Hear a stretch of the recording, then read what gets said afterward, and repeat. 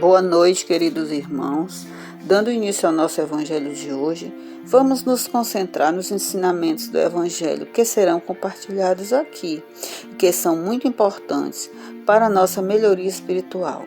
Agora, seguiremos com a nossa prece, momento em que devemos concentrar nosso pensamento nas pessoas em que desejamos direcionar nossas vibrações. Senhor Jesus, protegei-nos e ajudai-nos a superar as dificuldades com que nos deparamos no dia a dia. Pedimos a sua misericórdia para todos os espíritos encarnados e desencarnados que ainda necessitam do amparo e assistência da espiritualidade superior.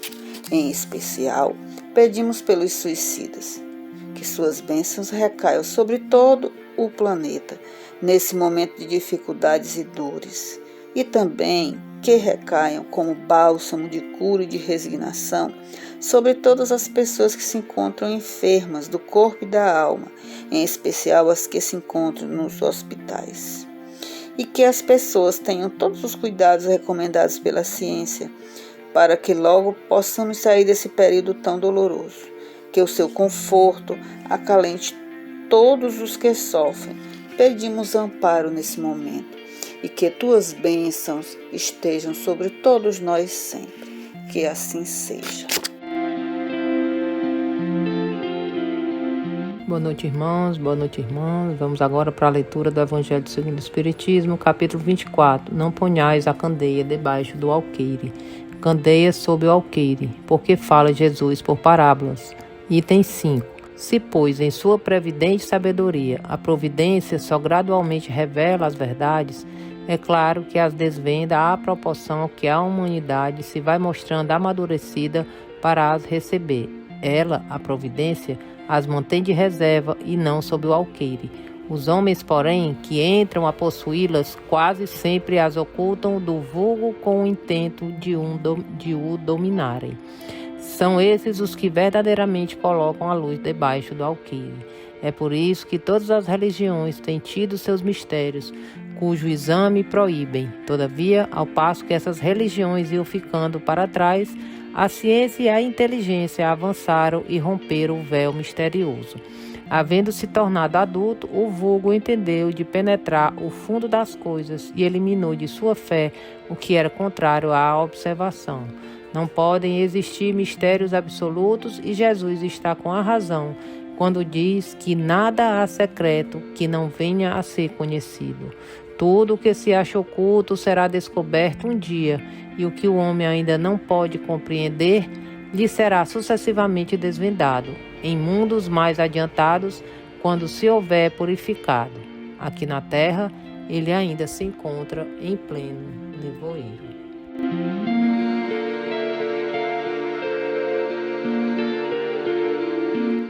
Agora vamos ao comentário desse evangelho de hoje, meus amigos.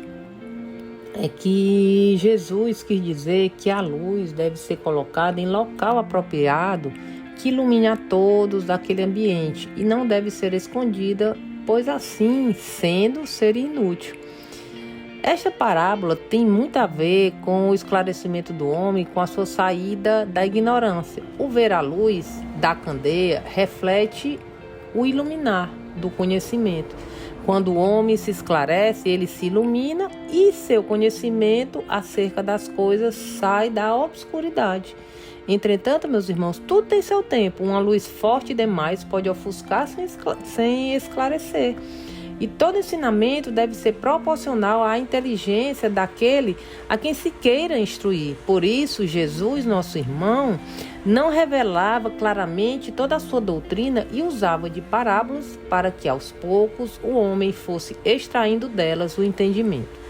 As gerações têm sua infância, sua juventude e sua maturidade. Cada coisa tem de vir na época própria. A semente lançada à terra, fora da estação, ela não vai germinar. E o que está escondido, cedo ou tarde, será descoberto. Porque, chegados a certo grau de desenvolvimento, os homens procuram por si mesmos a luz, pesar-lhes a obscuridade. Então, tendo Deus, meus amigos, dado ao homem a inteligência, ele tem a condição de raciocinar sobre a sua fé. Então, nesta parábola, temos uma grande relação com o esclarecimento do homem e sua fé, a fé raciocinada. Neste caso, pois a fé cega é ignorância. E Allan Kardec diz uma linda expressão: fé inabalável só é a que pode encarar de frente a razão em todas as épocas da humanidade. E a doutrina espírita apresenta uma nova maneira de ver a fé, meus irmãos.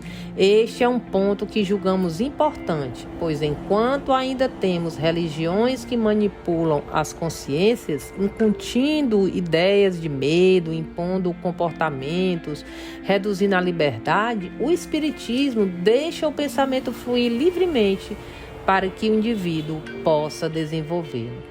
E a fé raciocinada baseia-se na busca do entendimento e do discernimento.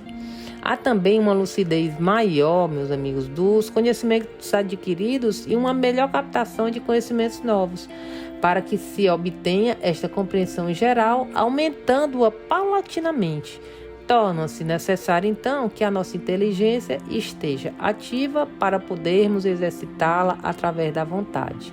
Com a inteligência, teremos facilidade de adquirir conhecimentos novos e tornar presente ou consciente os já adquiridos.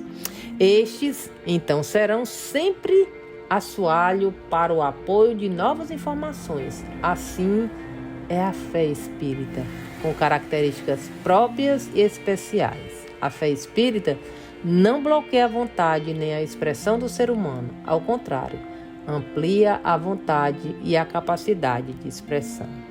Daí o nosso amado Allan Kardec dizer que a fé espírita não pode ser prescrita ou imposta por aquele que a tem. Ninguém a poderá tirar, e aquele que não a tem, ninguém poderá dar. Diz o codificador que a fé é sinal evidente de progresso, e o espiritismo, como doutrina reencarnacionista e evolucionista, tem na sua fé uma consequência desse progresso que o indivíduo vai pouco a pouco conquistando, vivenciando. E o progresso vai facilitando melhores elaborações em estágios sempre renovados. Portanto, fé não se consegue como que por um passe de mágica. Ela é a certeza, a segurança e a confiança já conquistadas e que, num dado momento, o indivíduo experiencia. E a fé relacionada a obras, assim, uns possuem mais fé, outros menos, e para a realização das obras e das conquistas é necessário estudo e trabalho que resultam em experiência.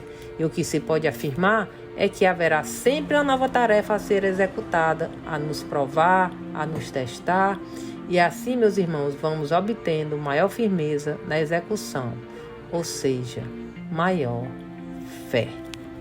Que assim seja.